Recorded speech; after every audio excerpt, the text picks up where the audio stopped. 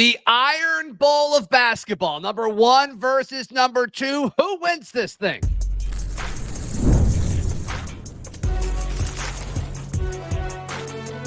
You are Locked On College Crossover, part of the Locked On Podcast Network. Your team every day. Yes, this is a crossover edition of Locked On Auburn and Locked On Bama. I'm Zach Blackerby, host of Locked On Auburn. He is Luke Robinson, host of Locked On Bama. In case you haven't heard, number 1 playing number 2. First time it's happened somehow in the history of SEC basketball. Luke Robinson, the Bama vibes going into this game are what? Full-on excitement and euphoria and just overall everybody's enjoying it. I mean, look, I think there's always a bit of nervousness for Alabama when they play Auburn just because. I mean, now some people may disagree with me and think I'm nuts, and maybe it's just because I grew up so close to Auburn, but there always is for me. But the one thing about this one that doesn't – I don't have this the same nervousness I would normally have, the same anxiety, is because – and I'll give credit to my cohort, Jimmy Stein on Locked On Bama. He actually said this. I'm like, man – you know, it's 1 versus 2, and if Auburn's a really good team, and if they come in there and beat us, and he goes, yeah, they could come in there and beat us, and then they could blow us out in Neville Arena. They may even beat us in the SEC tournament, but this Alabama team could still win the national championship. Then what? I'm like, yeah, that's true. That's true. I mean, I think either one of these teams can lose this game and still win the national championship. And here's my other take, that I know that most people listening will disagree with me one way or the other, but hear me out. I think for the state of Alabama and the way that this sport is perceived in this state, yes, it's going to behoove Alabama and Auburn if this is a great ball game. I don't care if it's rough and tumble 61-62 or if it's high flying 102 to 101. I don't care. But if it's a good game and it's fun and game day's been there and the nation's watching it, and it's sort of Duke-ish, North Carolina-ish, and it's just everything, I think it elevates the perception of basketball in this state. Whereas if Alabama wins by 20 or Auburn wins by 20, everybody's like, just another 1 versus 2 dud, kind of like the Super Bowl was. You know what I mean? I mean, I know a lot of people watched it, and you're not comparing this to the Super Bowl, but I'm just saying that the Super Bowls, you remember the ones that were close. And if you remember this, see, Duke and North Carolina have done this before, and they've met in an opportunity where they've had all these great games. So even though they had a dud earlier this year, that is appointment television. We aren't to appointment television yet, but this starts it if it's a good game. I also think it allows us to kind of prove to the world that this is the best rivalry in college sports. I mean, sure that we've got the game, and obviously, Ohio State and Michigan on the football field, it has a lot of implications, but it's just football. Same with Duke and North Carolina. Like, it's just basketball.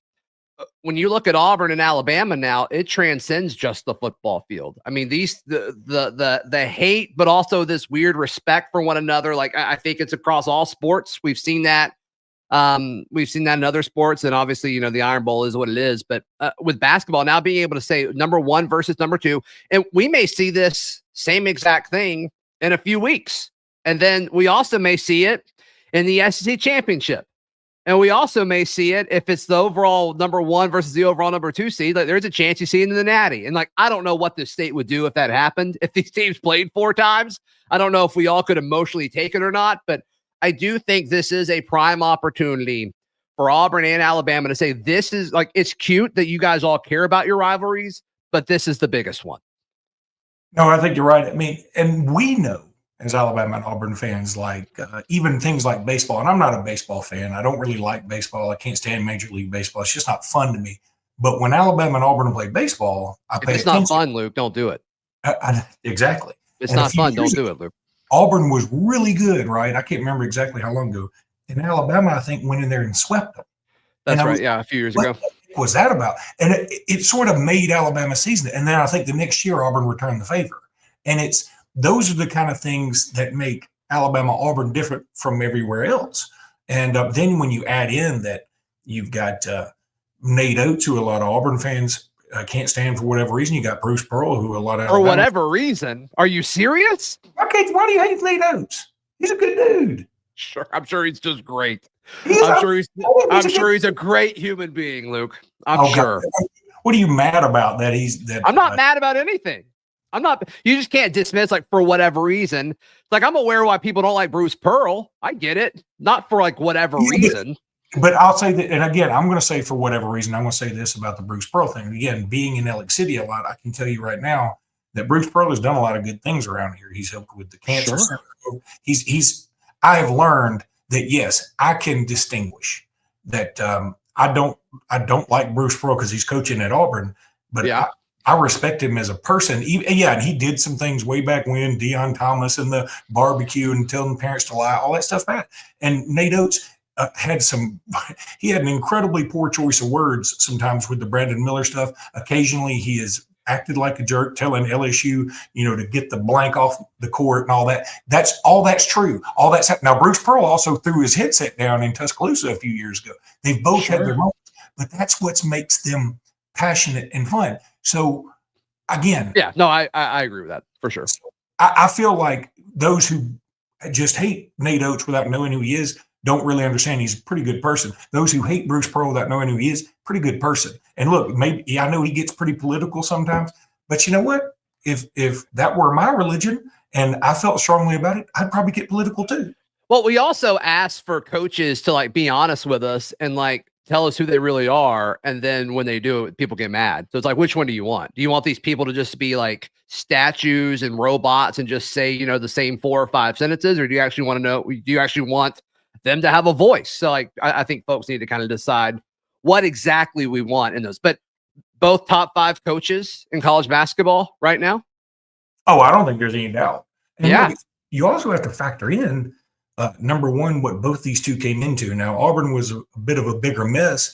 And that's why, yesterday on Doug Amos' show, I know you go on there on Wednesdays too. Mm-hmm. And I did. And he said, well, do you think that Bruce Pearl made Alabama have to do this? I said, I think that's kind of silly. Let me tell you why. Yes, I think Alabama probably looked at Auburn and goes, yeah, we'd like to have a better basketball program, but they tried with Anthony Grant. They tried with Avery Johnson. It wasn't working. And then, so you're going to tell me that Alabama's response was, hey, we're going to go hire this surefire lock, no doubt going to be awesome coach in Nate Oats, who was a math teacher about 5 years ago. Alabama didn't know. We took a chance. Auburn also took a chance on Bruce Pearl because he still had a show cause. He had some baggage. He had a lot of things going on. You didn't know that he was going to replicate the magic that he had at Tennessee, but he did. And again, you didn't know Nate Oats was going to be the coach he is now and run maybe one of the more fun systems in all of college basketball, but he is. And all the things are still true. Bruce Pearl did get in trouble. Nate Oats was a math teacher, but they still turned out to be awesome, which kind of makes it even cooler. Yeah, I agree with that. All right, so who wins this thing? We discuss that next right here on this crossover edition of Locked on Auburn and Locked on Bama. Today's show brought to you by our friends at FanDuel. Luke, can you imagine wagering anywhere other than with our friends at FanDuel Sportsbook? I cannot. I just can't. I tried really hard. I can't. No, and I appreciate you trying really hard because I think that shows how genuine and honest of a person that you are. With FanDuel, you can place live bets throughout the game. So even if you miss the opening tip or want to bet on a fourth quarter comeback, you can stay in the action. And if you're looking for a bigger payout, you can even combine your live bets into a same game parlay. Are you a straight up guy or are you a parlay guy? Man, let me tell you, I'll turn nothing down but the collar. I like doing all that stuff. There's nothing more fun than hitting a big parlay. Sure. All right. You would lose a lot of them to get there. Maybe. Depends on what your parlay is. Right now, new customers with FanDuel can get $150 in bonus bets if your first $5 bet wins. Just visit FanDuel.com to join today. That's at FanDuel.com for your shot at $150 in bonus bets. Make every moment more with FanDuel, the official sports betting partner of the NBA and the Locked On Podcast Network. I think, I've said this all year, Luke, I think these two teams split. They go 1-1. I think that's the most likely of all of scenarios. I can't see either team sweeping the other. I will change my mind on that if Auburn wins on Saturday. I will say it because I don't think Auburn's going to lose in Neville. I don't think that's crazy to say, but I do think the home teams win in this series this year. So I give Alabama the edge on Saturday. I do too, and I think you also have to factor in the fact that Alabama is playing a little better right now. I think we've seen, that's one thing I've been saying all year that has been so impressive to me about Auburn is, they've had some close games, but even in those close games, for the most part, they had big leads and they may have just let up a little bit. And in basketball, that's going to happen. That's just the way it is. So, and especially when you can come back if a team hits a couple of threes in a row, next thing you know, it's a close game. But Auburn's been a machine. Like they've just gone through and they've been sort of like Nick Saban joyless murder ball. I mean, they just go through and just pummel people to death, especially in Neville Arena. And then, Johni Broome gets hurt. It changes some things a little bit. They did come back right after that and beat the brakes off Mississippi State, if I remember right. Yeah. But you can tell he's not necessarily 100%, not sure what's going on with Chad Baker-Mazara and whether or not he's 100%. But it feels like, I don't know necessarily that Auburn's come back to the pack as more teams have elevated their play, like Florida, like Alabama. And I think one of the reasons that Auburn played so well in the very beginning and has continued to play well is that they are so experienced. I mean, you've seen the stat out there where their average age is like 23 years old or something ridiculous. They've got guys that are older than Luka Doncic on the team. That is not a joke. That is just a fact. And so I think that helped them at the beginning of the season to have all this experience, to be very familiar with the system. Yeah, sure. And meanwhile, Alabama had a lot of new faces. They got some old faces too, but they had some new faces to try and acclimate to get what's going on. Look, I talked to somebody about Cliff Amore trying to figure out, he was a back to the basket guy at Rutgers. It took him several games to understand, I'm not going to get fed the ball like that much. I'm just going to be like, I'm going to be catching a lot of lobs and getting a lot of offensive rebounds. That's my goal. And I think it took him a minute or two to get acclimated. Now he's playing a lot better. So I think Alabama's playing closer to its ceiling now. And while Auburn is still very, very good, I think other teams are just catching up a little bit. So I think the player in this game that both fan bases are most aware of is Aiden Holloway. How do you think his performance impacts this game, both on and off the court, I guess? Yeah. Well, I think it's good for Aiden that the first one of these matchups is in Tuscaloosa. I agree with that. Yeah. Like, if the first one were in Auburn, because this is a guy, in my opinion, who just got his confidence back. Like he's playing like he was in high school now. And he was a dude. I mean, he just was. Now it didn't Which is what Alabama was banking on when they signed him. It's like, there's no way this guy doesn't get better than he was a year ago. And yeah, you're starting to see it. And I know there are people on Twitter who make the jokes about, well, he's finally at a place that'll develop him. Look, I think it's more just about being in a more comfortable system for him. Heck, he may just like being in Tuscaloosa more than Auburn or whatever. I mean, it may be a lot. Yeah. So whatever it is, he's gotten better. And he, one game he's taken 19 threes. The next game he's taken 2 threes. He's also gotten comfortable with, I can do either one. It's not like I have to force anything. I love watching him play. His little teardrop bank shot on layups that he gets over big men somehow unbelievably is nutty. He is very crafty. And like I said, if he were playing this first game in Auburn, I think the Auburn folks would be relentless. And it could be one of those things that screws with your mind. But because it's in Tuscaloosa, I think it'll give him a chance to be like, okay, we're all just still human here. And then when he goes back to Auburn, he may be a little more prepared. Mm-hmm. What do you think the final score is? I hate doing this because, again, it's like you're tied to it as if you said this is just the Bible. But, I mean, I'm going to say something like 92-89 Alabama, and I want it to be something that close. I really do. Of course, as a Bama fan, if we won by 50, I'd be ecstatic. Sure. But if we do this and it's a close game and it's fun and it shows the country what we're about, again, I'm with the AHSA radio network. So I've seen, the KT Harrells come through here. Man, I called the game with DeMarcus Cousins when he played Eric Bledsoe, and DeMarcus Cousins scored the first basket of the game, didn't score again, fouled out, sat on the court, wouldn't move, and nobody knew what to do because they're like, he's 7'1", 300. So unless somebody's got to come along, we ain't getting him out of here. Finally, they talked him off the court. But, I mean, I've seen a lot of good players come through this state that don't necessarily end up at Alabama or Auburn. KT Harrell eventually did, but he didn't start out there. Sure. Yeah. I think it's going to be a tad lower, not a ton, but I'm thinking like high 70s, low 80s is kind of where I'm at. So that's where Auburn wants to be.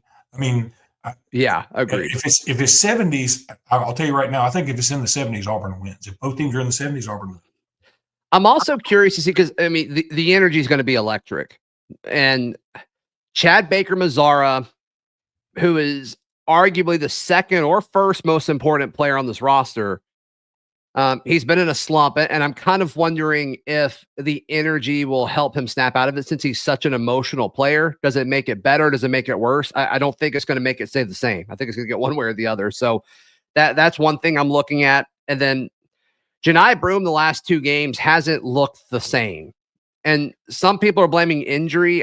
It looks more mental to me. Like, it looks like his approach has changed a little bit. He looks like he's like super upset on the sideline, or like he's just not even like emotionally there. So I'm curious to see how those 2 guys specifically respond to that environment on Saturday. Well, one thing about Johni Broome and Chad Baker-Mazara, they are pretty diametrically opposed, right? I mean, one of them is he is all fire one way or the other, like fire that is like, oh my God, he's so hot, or fire that can burn your own team. And Johni Broome, for the most part, I mean, when I watch him play, he looks, it's not like he's disinterested, but he's got a very stoic look on his face. Like, sure, I'll score when I want to, and I will score right here. They had an inbounds pass against Vanderbilt. And I was like, how do you not stop that? But like, nobody's been able to stop it, where they threw the inbounds pass to Johni and he just caught it right. And the guy was bigger than he was. I was like, how does he do this? He just gets great position. And Chad, like you said, Chad Baker-Mazara's got to get out there and make something happen and feed off this energy, or he seems completely deflated by it. And yeah, it's going to be interesting to see how he reacts to Coleman Coliseum, which I have no problem saying this. I say this all the time on Locked On Bama, that I can't stand Coleman Coliseum a lot of times when we have just a regular home game. We should be fired up. We're the number 2, number 3, number 4 team in the country. We should be there.